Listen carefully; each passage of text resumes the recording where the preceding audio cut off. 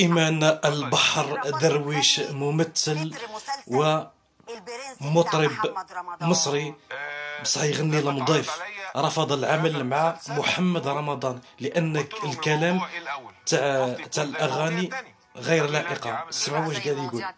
زي عبد موته الحاجات اللي هي قال لي بتشكل ايه بالنسبه لك؟ لا ما احبهاش. طيب.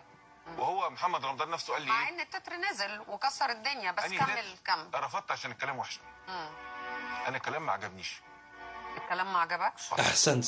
طب ما عجبكش لما غنى المطرب احمد سعد؟ ما سمعتوش اصلا. ان انا مش هتفرج على محمد رمضان.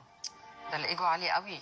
اللي في 700,000 واحد كانوا بيقولوا عايزينها تنضف ضد محمد رمضان، جيت انا الوحيد اللي ما استهواكش انك تسمع تتر كان معروض عليك وانت رفضته؟ ما انا انك تشوف اتغنى ازاي؟ سمعت اللحن وسمعت الكلام، اذا كان الكلام انا رافضه اسمعه ليك لحنا كمان. عيني في عينك كده انك ما سمعتش التتر.